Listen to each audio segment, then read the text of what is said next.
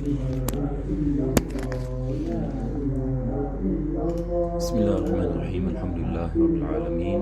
Salatu wassalamu ala ashrafil anbiya wal mursalin Sayyidina Muhammadin wa ala alihi wa sahbihi ajma'in. Alhamdulillah, my dear respected viewers, we begin our lesson by praising Allah subhanahu wa ta'ala, and we pray that Allah bless our lesson and make it a reason where our sins are forgiven, our prayers are answered. We are in this and blessed in the days of Allah subhanahu wa ta'ala. We pray and that Allah increase us in His blessing, and may Allah protect us from all difficulties, trials and tribulations in dunya and akhirah. Ameen Ya Rabbal Alameen. So today inshallah ta'ala we will skip to speak on the chapter of fasting, since Ramadan is coming. So our last lesson we were still speaking about Sujud Sahwi, and we have not completed Sujud Sahwi. So we will enter into the book of fasting, and hopefully I plan to finish to complete the whole chapter of fasting in the month of Sha'ban. So I will not read Adab Suluk al-Murid temporarily. Inshallah, when it comes to after Ramadan, then inshallah we will continue as per normal, inshallah. So today inshallah we will enter into the book of fasting. In the book it is on page 159 of the translation of Muqaddimah Hadramiyyah. So the author mentioned Kitab al-Sawm, and he mentioned this the book of fasting. So the first thing is to understand, for us to understand what is the meaning of as-sawm. We have the word as-siyam and sawm. So the word as-sawm, it means al-imsak. In Arabic language, it means to abstain. This is the meaning of sawm linguistically. And usually linguistic meanings has connection with the terminology, the Islamic terminology of the Sharia. So in istilahan, in the Islamic terminology, it is al-imsaku jami' an-nahari anil mufattirat. To abstain from the things that makes fasting invalid, jami' an-nahar, in the whole day. So in the day we are obliged to abstain on certain things that will make our fasting invalid. So this is the definition in terms of istilahan. And fasting is made obligatory by Allah subhanahu wa ta'ala, legislated in the second year of Hijrah of the Prophet sallallahu alaihi wasallam, and when he does the migration to Medina in the second year of Hijrah, in the month of Sha'ban, Allah subhanahu wa ta'ala legislated the obligation of fasting in the month of Ramadan. We have the verse in the Quran, the famous verse in Surah Al-Baqarah, فَأَعُوذُ بِاللَّهِ مِنَ الشَّيْطَانِ الرَّجِيمِ يَا أَيُّهَا الَّذِينَ آمَنُوا كُتِبَ عَلَيْكُمُ الصِّيَامُ كَمَا كُتِبَ عَلَى الَّذِينَ مِنْ قَبْلِكُمْ لَعَلَّكُمْ تَتَّقُونَ. O believers, كُتِبَ عَلَيْكُمُ الصِّيَامُ, it has been made obligatory upon you fasting, كَمَا كُتِبَ عَلَى الَّذِينَ مِنْ قَبْلِكُمْ, as how it has been made obligatory upon the nations before you, لَعَلَّكُمْ تَتَّقُونَ, perhaps you attain God consciousness and taqwa to Allah subhanahu wa ta'ala. So these verses speaks about the obligation fasting in the month of Ramadan, and these verses also mention that fasting is not specific to this ummah, but it has been made legislated to other nations before us due to its importance and significance in boosting the spirituality of a Muslim. And lastly, Allah speaks about the wisdom behind fasting, why Allah make this fasting obligatory upon this ummah and upon the nations before us, لَعَلَّكُمْ تَتَّقُونَ, so that we will attain God consciousness. And taqwa, ya jama'ah, is very, very crucial and important in the life of a Muslim. Taqwa is the reason that we are able to understand the Quran. Allah subhanahu wa ta'ala mentioned hudan lil muttaqin, alif lam mim, dhalikal kitabu la rayba fi, hudan lil muttaqin. It is hidayah by those who possess God consciousness. By possessing God consciousness, Allah bless us with knowledge. That is why Allah subhanahu wa ta'ala mentioned ittaqullah wa yu'allimukumullah. Have God consciousness and you will attain knowledge from Allah subhanahu wa ta'ala. Wa man yattaqillaha yaj'al lahu furqana.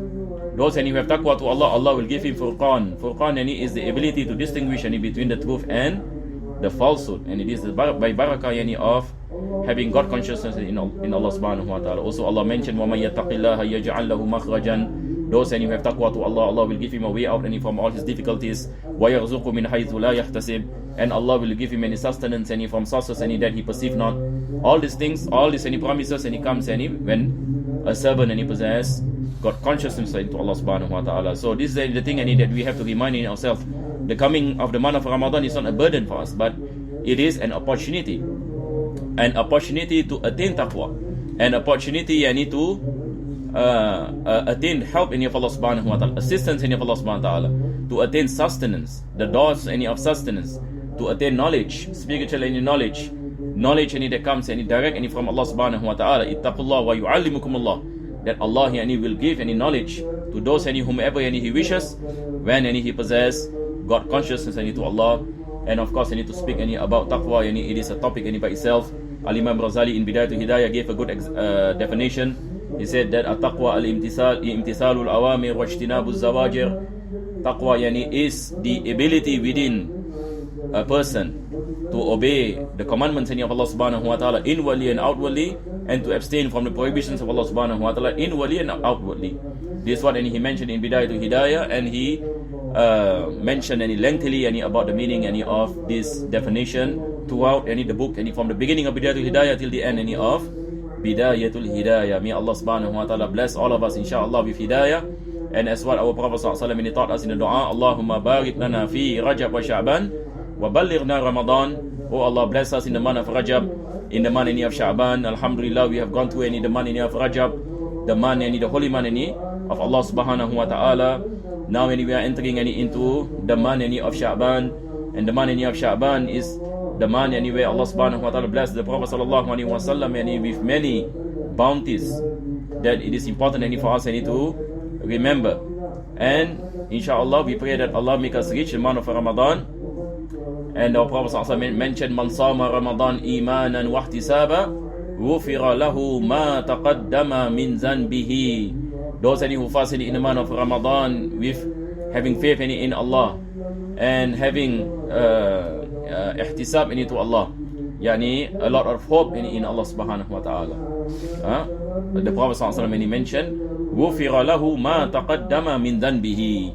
All any of the sins and you will be forgiven by Allah subhanahu wa ta'ala. So we are looking forward in the coming of the month of Ramadan, and we are looking forward for our sins to be forgiven by Allah subhanahu wa ta'ala. May Allah bless us with tawfiq. Ameen. Ya Rabbil Alameen. So now we will enter into our book. The author mentioned, yajibu sawmu Ramadan bistikmali Sha'ban salasina aw bi ru'yati adlin al-hilala. This is based on the hadith of the Prophet sallallahu alaihi wasallam. The Prophet sallallahu alaihi wasallam he mentioned, sumu li ru'yatihi wa aftiru li ru'yatihi. Fast and begin to fast in the month of Ramadan when you see the crescent, and stop any fasting when you see the crescent. Any meaning months in Islam are based on lunar. Is based on sighting of the moon. This is the basis. This is the basis on the establishment of months in Islam. It is based on moon sighting. So we have the hadith of the Prophet sallallahu alaihi wasallam pertaining to moon sighting, and at the same time also there is no harm to use hisab, calculation, to use any astronomical calculation. But of course our ulama mention that astronomical calculation is just to play safe. It is just to confirm the moon sighting. But usually there is no contradiction between moon sighting and what you call it, astronomical calculation. What can happen if the calculation is done wrongly. If the calculation is done wrongly, there is a possibility there might be a mistake. So whenever there is a contradiction between moon sighting and astronomical calculation, we give preference to moon sighting, because this is based on yaqeen. If you see the crescent, then it becomes compulsory upon the one who saw to fast the next day. So the Prophet sallallahu alaihi wasallam when he mentioned sumu li ru'yatihi wa aftiru li ru'yatihi fa in ghumma alaykum fa akmilu sha'bana 30. But if you are unable to see the moon because of clouds, for example because of rain, you are unable to sight the moon, fa akmilu sha'bana 30. So what we have to do is that we have to complete the month of Sha'ban 30 days.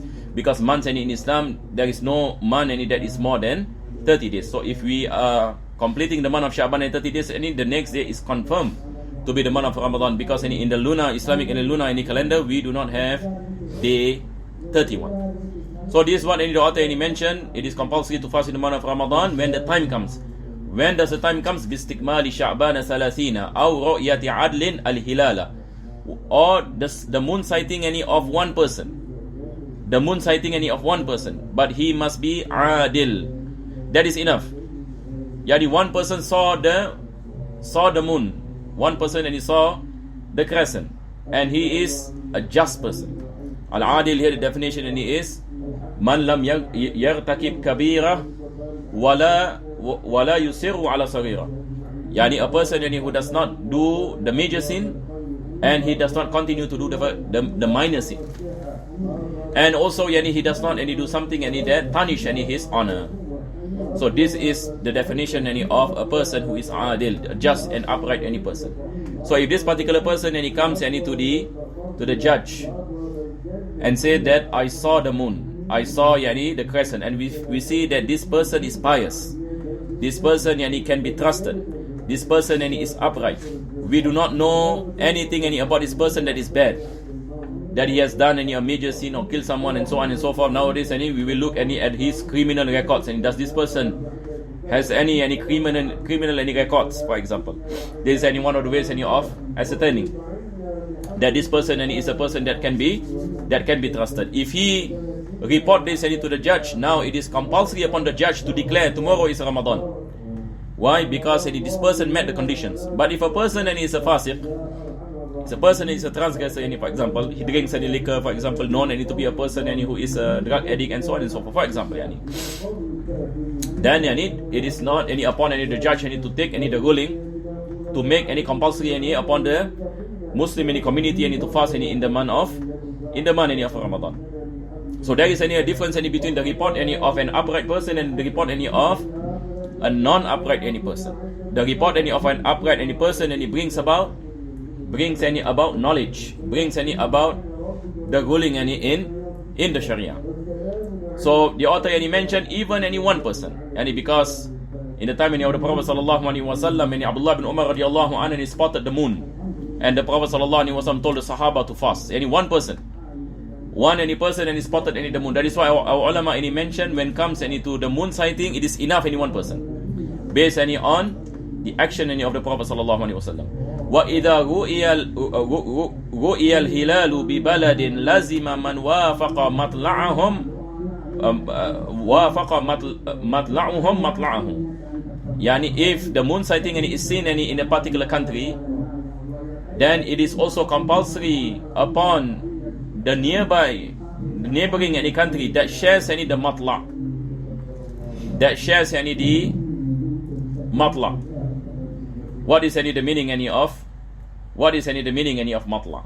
So now we have a term when we speak about matla', we say same area, the same area of the sun.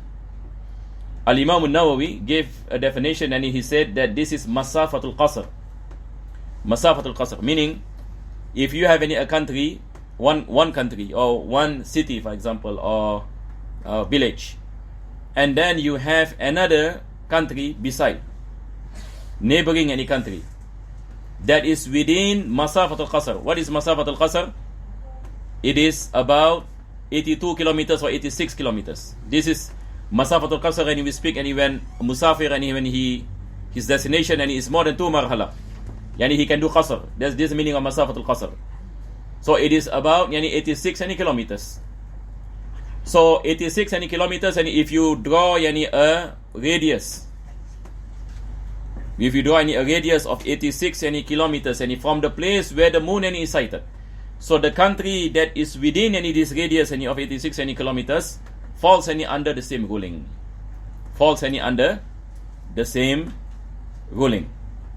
I hope it is clear. So this is what the author mentioned. Lazima man wafaqa matla'uhum matla'uhu. So if we have the same matla', then it becomes any compulsory any upon those any in that area to fast. But if you have countries that is so far away that does not any share that area, does not share the area. Maybe we use Indonesia any as a good example. Indonesia any is a vast any country. So someone any spotted any the moon in Aceh. Does it mean any a person in Surabaya any has to fast? No. What is any difference between Aceh and Surabaya? This is wallahu a'lam many thousands any of kilometers. So within any one country like Indonesia, they might have any different days any of fasting, and this is normal. People any should not any be confused. People any should not any be saying any why Aceh any is fasting today, Surabaya any is fasting any tomorrow. No issue. Because why? Because all of this any depends any on the sighting any of the moon. It depends any on the sighting of the moon. Someone any spotted in the moon any in Surabaya, it is not necessary that someone in Aceh any spotted in the moon. So it can be wajib any for that person in Surabaya any to fast, the region of Surabaya to fast any tomorrow, but not any in the people the region of Aceh. And the people of Aceh cannot say that we follow any the people of Surabaya. Also cannot, because any you are not any the same region. And this is any one of the things any that some people, for example, not in our country, any in overseas, like I heard any for example any in Africa and some parts any of the Western any countries, what they do any is that some of them any follow Makkah. So they ask any the question any when does any Makkah any starts any Ramadan. So they follow exactly the day of Makkah, and this is not correct because the country any does not share the same matla. So this the prevailing judgment in our madhab, and it is based any on the matla. But of course any if the people any saw the moon, then any they fast according any to their sight. But here we are speaking any about the ruling any of sharing the same any matla and not sharing any the same any matla. There can be differences any in terms of the beginning any of Ramadan. Now when we go on any to the next one, I do not anyone any to further any elaborate in Fathul Mu'in any you find for example any the author speaks any lengthily any about this. This is just a summary any basically on so many of the rulings any mentioned. So now we go any to the next part any the author any mentioned walisihati sawmi shurut. This is an important thing. We have any conditions of validity of fasting. Number one, al-awwal, and he said an-niyyah. An-niyyatu li kulli yawm. In the madhab al-Imam Shafi'i, it is compulsory upon us to make intention for every night. Every night. When the sun any has set and we want to fast any the next day, this is any pertaining to obligatory fast. Whether we are speaking about Ramadan fast or nadar fast, any vowing fast, or kafara fast. All these are obligatory fast. When we speak about obligatory fast, we have to make intention every night. If you don't make any intention at night time, your fasting will not be valid. All this inshallah we will elaborate any further when the time comes. So this is point number one the author mentioned. And this is the first rukun in fasting. The first integral in fasting is an-niyyah. And of course it's based on the hadith of the Prophet sallallahu alaihi wasallam, innamal a'malu bin-niyyat. So in Islam we say that any form of ibadah must be accompanied with intention. No intention, no ibadah.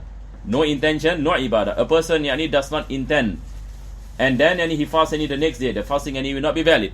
A person does not make any intention and he do takbir Allahu Akbar and he prays, the prayer will not be valid. Likewise when it comes to wudu and all forms of ibadah. So he mentioned yajibu tabiyitu fil fardi. The word tabiyit meaning to make the intention at night. We have the word bayyata yubayyitu tabiyitan. Bayyata is to do something at night. From the word bata yabitu. So yajibu tabiyit, we have to make the intention at night time, and this is important for us to understand. So night time in Islam, what is the definition of night in Islam? It's not after 12 o'clock, it is not after 12 midnight, but it is after the setting of the sun. So you can make the intention after the setting of the sun, and even after Maghrib. Like now, for example, we are night time already. We are in night time. So night in Islam begins from the setting of the sun and the coming of dawn, the coming of the time of Fajr. So now for example our Maghrib here 7:20 is our Maghrib. Our Fajr is 5:50. So in between is night time. One Fajr comes, there is no more intending. This is pertaining to fil fardi, as what the author mentioned. وَيَجِبُ تَبْيِيتُ فِي الْفَرْضِ دُونَ النَّفْلِ. But when comes into the sunnah fast, it is not compulsory to make the intention at night. And a person can make any the intention as long as the time of zawal and it has not come. This one the author mentioned, فَتُجْزِئُهُ نِيَّتُهُ قَبْلَ الزَّوَالِ. قَبْلَ الزَّوَالِ. Zawal and it is when the sun and it reach in the zenith, as what and is mentioned in translation, meaning the time of Zohor. As long as the time of Zohor and it has not come, we can make the intention of fasting, and this is only pertaining to the sunnah fast. وَيَجِبُ تَعْيِينُ أَيْضًا دُونَ الْفَرْضِيَّةِ فِي الْفَرْضِ. And there is ta'yin. There is ta'yin. And for example, we say that we fast in the month of Ramadan. So this is a fasting of the month of Ramadan. This is called ta'yin. We specify the reason why we fast. So we say nawaitu sawma radin an adai fardi shahri Ramadan. Usually we make this intention. Nawaitu sawma radin an adai fardi shahri Ramadan. Here the author mentioned the word fard, not compulsory.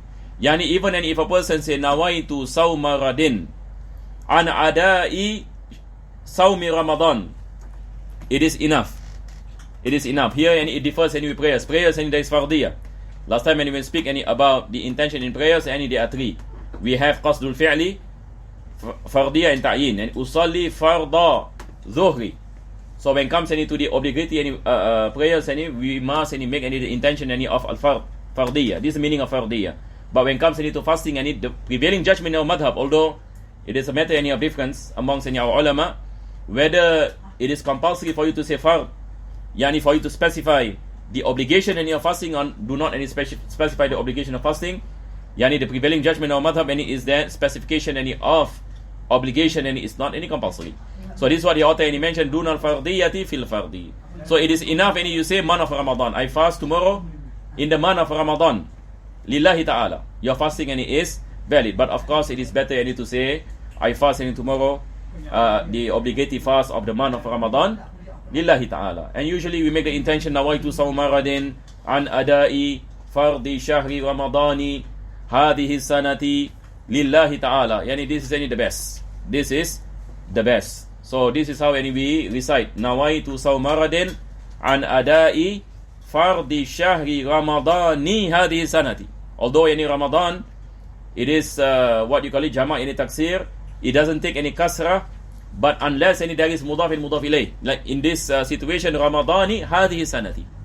So it is ascribed to hadhihi sanati. That is why we take the kasra. This is some linguistic thing. We find some people sometimes and every time we come in the month of Ramadan, some people will mention about this, because sometimes we make mistake by saying Ramadana hadhihi sanati.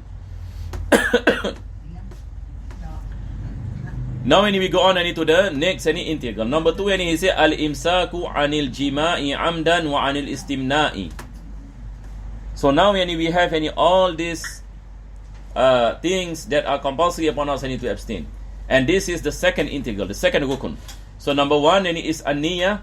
Number 2 is al-imsaku anil mufattirat. So here the author speaks all kinds of mufattirat. All the things that will make fasting invalid. So it is compulsory upon us to abstain. Al-imsak anil mufattirat. So number 1, he mentioned al-imsaku anil jima'i amdan. A person has to abstain from sexual intercourse in the day of Ramadan, not to perform it intentionally. Why he say intentionally? If unintentionally is forgiven. So that is why here he mentioned what is the thing that makes fasting invalid, if a person does it intentionally, and there is kafara, there is the expiation which we will speak about. Number 2, he mentioned wa anil istimna. If a person ejaculates sperm intentionally, the fasting becomes invalid. Number 3, al imsaku anil istiqa'a. We have the word al istiqa'a. Istiqa'a meaning intentionally forcing oneself to vomit. Intentionally forcing oneself to vomit. But if a person vomit not because of his choice, because he is sick, it does not invalidate the fasting. So there is a difference between al-qay and al-istiqa'a. Al-istiqa'a is talabul qay. In Arabic anyway, the word wasn't any istif'al, it is talabul fi'l. So al-istiqa'a talabul qayd, meaning he purposely wants any to purposely any intentionally any vomits. And then he mentioned wala yaduru taqayyuhu bi ghayri ikhtiyarihi. That's what we mentioned, vomiting without any his choice is forgiven.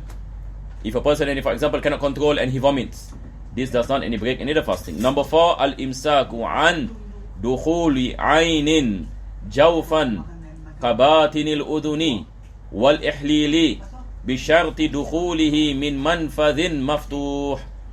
The number 3, he mentioned, number 4 of one, that to abstain from any substance that can enter into our natural body openings. So he named a few of these openings.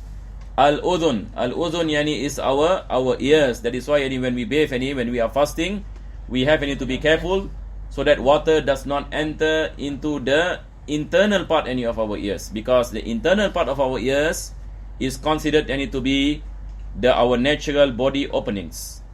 This is the meaning of manfas maftuh. Manfas maftuh meaning natural body opening. So we have a few. Our ears is one of it. Likewise, our nose. That is why any water when we put in our nose, it can enter into our stomach. Our mouth, of course. Our mouth is considered to be manfas maftuh.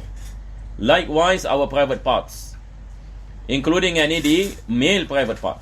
Not only the female private part, the male. Al-ihlil here, the author speaking about the male, the whole of the male private part. Water can enter. So these are the natural body openings. What do we meant by natural body openings? Because our body has a lot of openings actually. Even our hands, for example, our skin, we have our pores. But this is not considered to be manfazin maftu, that is connected to our stomach. So that is why if a person puts oil on his hand, it doesn't invalidate the fasting, even though we know that the oil can seep through the pores. The oil can seep through the pores and enters into the blood. But this doesn't make the fasting invalid. Why? Because this is not considered to be manfazin maftu, that is connected to the stomach. Then he mentioned wala yadurru tasharrubul masam. This is exactly what I mentioned earlier. Al-masam is our body pores. This is called al-masam bid-duhni. Ad-duhn is ointment. A person puts oil on his body. A person puts oil in his body. Likewise, a person wears the kohl, the eyeliner. Wal irtisal, a person bathe and he puts soap on his body, that enters into the body pores. This does not invalidate the fasting.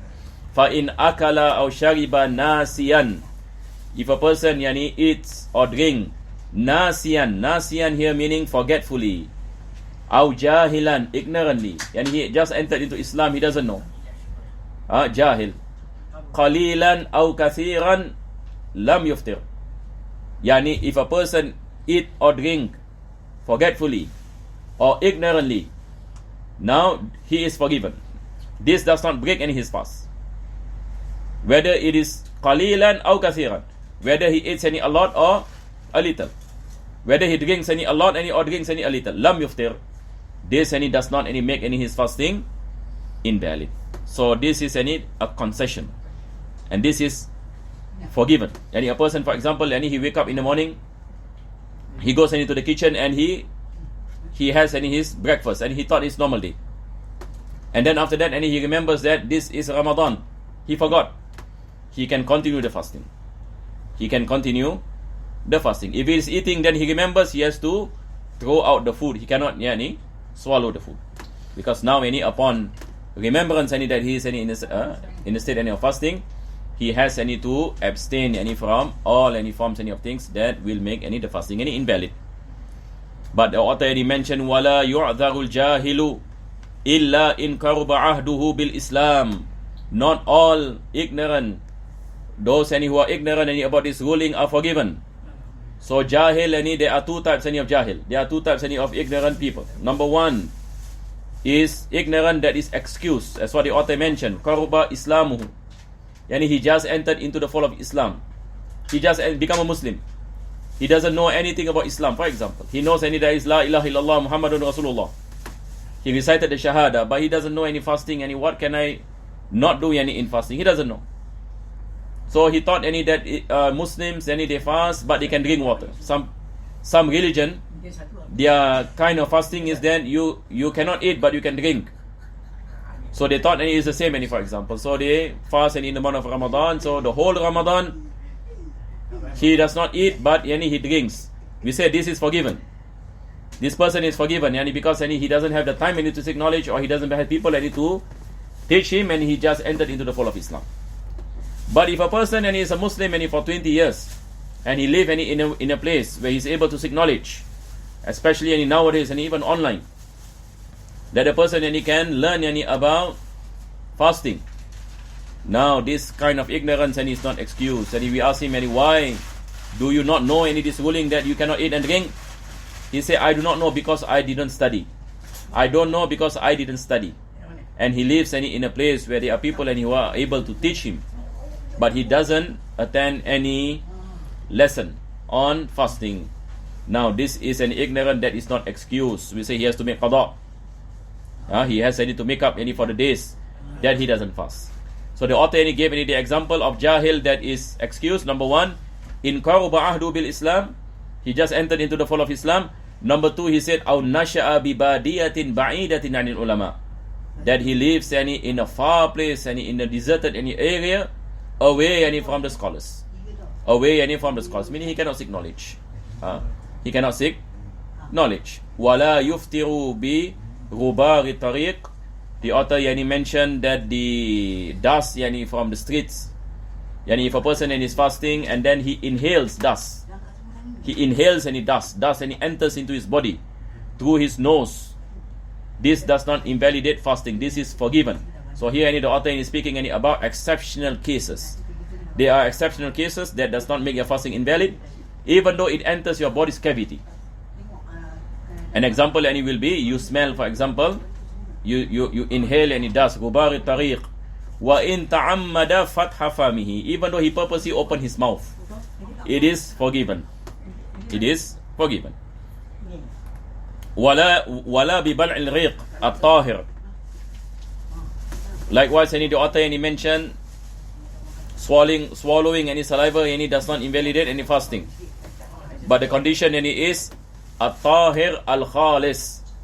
The saliva must not mix with anything else. But if a person swallows any saliva that is mixed with sugar, that is mixed with coffee, that is mixed with tea, this invalidate the fasting. So here he mentioned at-tahir, it must be pure. Al-khalis min ma'dinihi, pure saliva from the source. Wa in akhraja ala lisani, even though he removed the saliva out of the boundary of his mouth through his tongue, he take out his tongue like this.